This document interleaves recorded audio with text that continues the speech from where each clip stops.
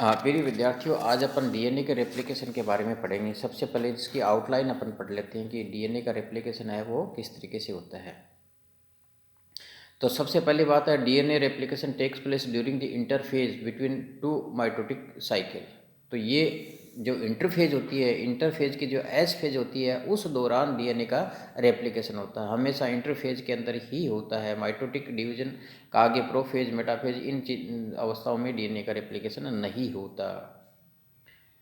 दूसरा, डीएनए का जो रेप्लिकेशन होता है वो हमेशा सेमी कंजर्वेटिव तरीके से होगा, यानी ना तो कंजर्वेटिव या dispersive, semi conservative. Semi conservative का मतलब जो डीएनए के दो स्ट्रैंड होते हैं उनमें से एक स्ट्रैंड पहले वाला ओरिजिनल रहेगा और एक स्ट्रैंड नया बनेगा। तो दो स्ट्रैंड है, दो कॉपियाँ बनेंगी, उनमें एक एक कॉपी जो पहले वाला डीएनए है, पेरेंट्स डीएनए है, उसका रहेगा, और एक जो स्ट्रैंड है वो नया बनेगा। तो हमेशा डीएनए का जो रेप्लिकेशन होता है सेमी कंजर्वेटिव तरीके से होता है। DNA replication start at a specific point, जिसको ओरिजिन कहते हैं। ये एक न्यूक्लियोटाइड की विशेष सीक्वेंस होती है। हर कहीं से डीएनए का रेप्लिकेशन नहीं शुरू हो सकता। एक खास बिंदु होता है जिसको अपन ओरिजिन ऑफ रेप्लिकेशन कहते हैं, उसी बिंदु से डीएनए का रेप्लिकेशन शुरू होगा। यानी ये उस बिंदु पे जो न्यूक्लियोटाइड्स हैं उनके बीच के जो हाइड्रोजन बॉन्ड है सबसे पहले तोड़कर उन दोनों डीएनए के तंतुओं को अलग अलग किया जाता है, और उसके पश्चात डीएनए का रेप्लिकेशन शुरू होगा। तो अगर इंटेक्ट अवस्था में स्ट्रैंड है तो डीएनए का रेप्लिकेशन नहीं होता। जब दोनों स्ट्रैंड अलग अलग हो जाते हैं तब डीएनए का रेप्लिकेशन उस बिंदु से शुरू होता है, और उस बिंदु को अपन ओरिजिन ऑफ रेप्लिकेशन कहते हैं। Start with a nick by endonucleases enzyme. Endonucleases enzyme के द्वारा एक निक पैदा किया जाता है, उसके पश्चात डीएनए का रेप्लिकेशन शुरू होता है। DNA double helix unwind bye DNA unwinding और डीएनए बाइंडिंग प्रोटीन्स। तो डीएनए कोइल्ड अवस्था में अपने को पता है, तो सबसे पहले क्या होगा, अनवाइंड होगा। खास टोपो आइसोमरेजेज जो एंजाइम्स होते हैं, उन एंजाइम्स के द्वारा हेलिकेजेज और जो टोपो आइसोमरेजेज एंजाइम होते हैं वो एंजाइम्स अनवाइंड कर देते हैं डीएनए को, एक निक पैदा करके। जैसे एक रस्सी के बल है, अगर एक स्ट्रैंड को अपन काट दे तो दूसरे उस पर निकल जाता है, बल निकल जाता है। इसी प्रकार सबसे पहले उसको अनवाइंड किया जाता है। अनवाइंड करने के पश्चात डीएनए का रेप्लिकेशन है वो शुरू होता है। तो धीरे धीरे जो हेलिकेज सुपर कोइलिंग, भाई डीएनए का अपने को पता है, न्यूक्लियोसोम, सोलेनोइड फाइबर, फिर हेलिक्स, सुपर कोइलिंग, कई सारी इनके अंदर कोइलिंग होती है। तो सबसे पहले अनवाइंड करके डीएनए को सीधा किया जाता है। जो बल होता है उस बल को निकाल दिया जाता है। ये मुख्य रूप से जो टोपोआइसोमरेजेज और हेलिकेजेज एंजाइम्स होते हैं उनके द्वारा ये क्रिया संपादित होने के पश्चात ही डीएनए के अंदर रेप्लिकेशन है वो शुरू हो सकता है। इनिशिएशन बाय आरएनए प्राइमर और द डीएनए का रेप्लिकेशन की जो शुरुआत होती है हमेशा सबसे पहले आरएनए प्राइमर जुड़ता है। डीएनए अपने आप में शुरू न्यूक्लियोटाइड नहीं लग सकते। अगर आरएनए प्राइमर नहीं है तो डीएनए का न्यूक्लियोटाइड नहीं जुड़ सकता। तो सबसे पहले जहाँ कहीं भी डीएनए का रेप्लिकेशन शुरू होता है सबसे पहले आरएनए प्राइमर वहाँ बनता है, और आरएनए प्राइमर के पश्चात आगे जो राइबो न्यूक्लियोटाइड्स हैं उसके आगे डीऑक्सी राइबो न्यूक्लियोटाइड जुड़ सकते हैं। जैसे अपन दीवार से रस्सी नहीं बांध सकते सीधा, दीवार में अगर कील है तो कील से रस्सी बांध सकते हैं। तो इसी प्रकार वो जो आरएनए प्राइमर एक कील की तरह है, उसके आगे रस्सी है वो डीएनए के रूप में होती है। तो उस अवस्था में जो अपने डीऑक्सी राइबो न्यूक्लियोटाइड हैं वो जुड़ जाते हैं। तो सबसे पहली शर्त है कि इसके अंदर जो स्ट्रैंड रेप्लिकेट कर रहा है उसके अंदर आरएनए प्राइमर बने, और ये आरएनए पॉलीमरेज एंजाइम के द्वारा बनाया जाता है। Deoxyribonucleotides are added at three end of the RNA primer, and main DNA is synthesized on the DNA template by DNA polymerase third। तो जो आरएनए पॉलीमरेज का 3 एंड होता है हमेशा उसके ऊपर डीएनए के जो न्यूक्लियोटाइड हैं वो जोड़ दिए जाते हैं।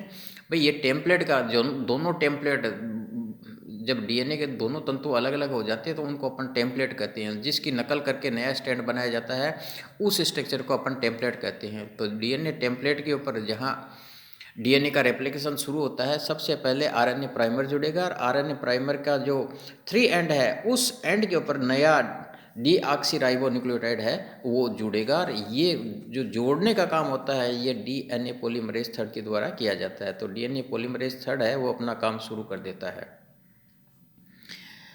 Enzyme DNA polymerase degrade the RNA primer replaced by DNA ligase join the segment, मतलब कहने का मतलब है फिर जो डीएनए पॉलीमरेज है वो आरएनए प्राइमर को हटा देगा और जो उसकी जगह नए डीएनए राइबोन्यूक्लियोटाइड हैं वो जोड़ दिए जाते हैं। और जो डीएनए लाइगेज एंजाइम है जो दोनों खंड एक तो पहले बना रहे एक आरएनए प्राइमर की जगह बना, इन दोनों स्ट्रैंड को वापस से रीसील करके एक कंटिन्यूस स्ट्रैंड के अंदर बदल देते हैं।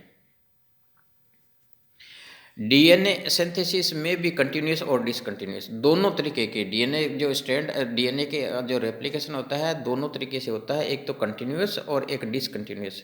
एक तो जब दोनों स्ट्रैंड अलग होते हैं तो एक तो होता है लीडिंग स्ट्रैंड और एक होता है लैगिंग स्ट्रैंड। जो लीडिंग स्ट्रैंड है उसके अंदर डीएनए का जो रेप्लिकेशन होगा वो कंटिन्यूस होगा, लगातार होता है। आगे डीएनए पॉलीमरेज एंजाइम है वो आगे से आगे बढ़ता रहेगा, फोर्क खुलता, रेप्लिकेशन फोर्क है वो खुलता चला जाएगा और उस स्ट्रैंड के ऊपर डीएनए का रेप्लिकेशन कंटिन्यूस तरीके से होगा।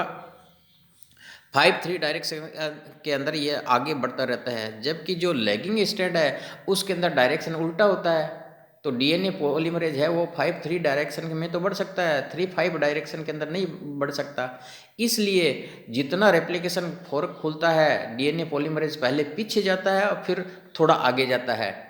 जितना फोर्क खुलता है फिर वापस पीछे जाएगा और अपनी पहले वाली अवस्था क्या आएगा। तो लगातार इसके अंदर क्या होगा, छोटे छोटे टुकड़ों के रूप में डीएनए का रेप्लिकेशन होता है। इन खंडों को ओकाजाकी फ्रेगमेंट कहते हैं अपन। तो इसके अंदर जो रेप्लिकेशन होगा वो डिसकंटिन्यूस तरीके से होगा और जो लीडिंग स्ट्रैंड है उसके अंदर हमेशा कंटिन्यूस तरीके से होगा। तो डीएनए का रेप्लिकेशन एक स्ट्रैंड के ऊपर कंटिन्यूस होता है और दूसरे स्ट्रैंड के ऊपर डिसकंटिन्यूस तरीके से होता है। यानी जो लीडिंग स्ट्रैंड है उसके अंदर कंटिन्यूस और जो लैगिंग स्ट्रैंड है उसके अंदर डिसकंटिन्यूस तरीके से होगा। और छोटे छोटे खंड बनते हैं डिसकंटिन्यूस में जिनको ओकाजाकी फ्रेगमेंट कहते हैं। और ये ओकाजाकी फ्रेगमेंट हैं ये आपस में फिर जुड़कर एक पूरा डीएनए का रेप्लिकेशन कर देते हैं। रेप्लिकेशन में भी unidirectional from the point of origin और in the both direction by दोनों तरीके हो सकता है, एक दिशा में भी हो सकता है और दोनों दिशा के अंदर भी हो सकता है। अगर अपन स्पीड की देखें तो आरएनए प्राइमर प्रोकैरियोटिक कोशिका में लगभग 50 न्यूक्लियोटाइड लंबा आरएनए पॉलीमर बनता है, जबकि यूकैरियोटिक कोशिकाओं में इसकी लंबाई थोड़ी कम होती है, 9 से 10 न्यूक्लियोटाइड होते हैं। ओकाजाकी फ्रेगमेंट देखें, प्रोकैरियोटिक कोशिका में 1000 से 2000 न्यूक्लियोटाइड लंबे होते हैं, जबकि यूकैरियोटिक कोशिकाओं में इनकी लंबाई कम होती है, 200 न्यूक्लियोटाइड लंबे ओकाजाकी फ्रेगमेंट बनते हैं। जो रेप्लिकेशन फोर्क का मोमेंट है प्रोकैरियोटिक कोशिका में थोड़ा तेज होता है, 500 न्यूक्लियोटाइड प्रति सेकंड के हिसाब से ये फोर्क आगे बढ़ता रहता है, जबकि यूकैरियोटिक कोशिकाओं के अंदर ये 50 न्यूक्लियोटाइड पर सेकंड के हिसाब से बढ़ता है।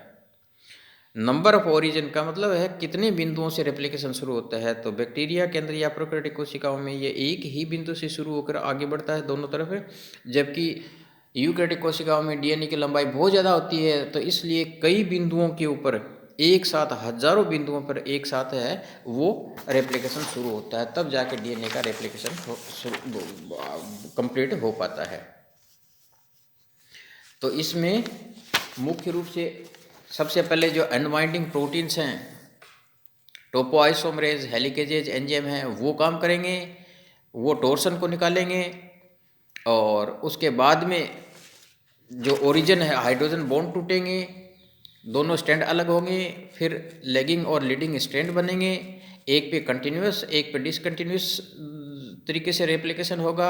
डीएनए पॉलीमरेज है वो लगातार डीएनए न्यूक्लियोटाइड्स को जोड़ दिया जाता है, ओकाजाकी सबसे और आरएनए प्राइमर है उसको हटा दिया जाता है और इस प्रकार से ये जो अपना रेप्लिकेशन है ये रेप्लिकेशन आगे बढ़ता चला जाता है।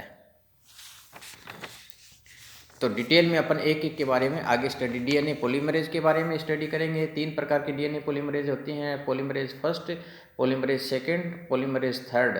कॉर्नबर्ग ने सबसे पहले 1957 में इन एंजाइम्स की खोज की थी। ये अपने आप में एक क्रांतिकारी खोज है और इस खोज पे इनको नोबेल प्राइज भी मिला है। डीएनए पॉलीमरेज फर्स्ट है, it is responsible for DNA synthesis, it take part in DNA repairing में भी ये भाग लेता है। It is a single peptide chain with molecular weight लगभग 9,000 तक का होता है। डीएनए पॉलीमरेज जो, और ये हमेशा 5-3 डायरेक्शन के अंदर पॉलीमराइजेशन करता है। ये दोनों काम करते हैं, एक्सोन्यूक्लियस एक्टिविटी भी दिखाते हैं और पॉलीमराइजेशन का भी काम करते हैं। तो डीएनए रेप्लिकेशन अपने आप में क्या है, पॉलीमराइजेशन है। न्यूक्लियोटाइड्स का पॉलीमराइजेशन होता रहता है, हमेशा पॉलीमराइजेशन 5-3 डायरेक्शन के अंदर होगा, इनके अंदर या आगे बढ़ता रहता है। और जो एक्सोन्यूक्लियस एक्टिविटी है वो 3-5 डायरेक्शन में होगी हमेशा।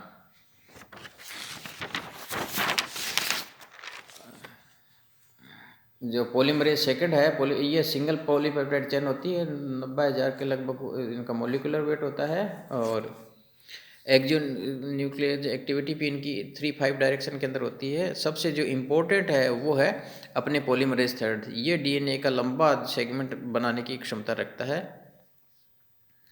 इट कंसिस्ट, इसके अंदर 2 पॉलीपेप्टाइड चेन होती है, इसका मोलिकुलर वेट भी ज़्यादा होता है और पॉलीमराइजेशन की जो रेट है वो भी इनके अंदर ज़्यादा होती है। इसके अलावा सिंगल स्ट्रैंड बाइंडिंग प्रोटीन्स भी पाई जाती हैं जो कि दोनों स्ट्रैंड्स को अलग अलग बनाए रखती हैं। जब हाइड्रोजन बॉन्ड टूट जाता है तो दोनों स्ट्रैंड वापस पुनः चिपकने का प्रयास करते हैं, पर सिंगल स्ट्रैंडेड जो बाइंडिंग प्रोटीन्स होती हैं, ये बाइंडिंग प्रोटीन्स दोनों स्ट्रैंड्स के साथ जुड़कर दोनों स्ट्रैंड्स को अलग अलग रखते हैं और उन स्ट्रैंड्स पे लगातार डीएनए का रेप्लिकेशन शुरू हो जाता है। और लास्ट में जो सिरे बनते हैं डीएनए के, उन सिरों को डीएनए लाइगेज एंजाइम है वो रीसील करके और डीएनए का एक पूरी कॉपी तैयार कर दी जाती है। Thank you.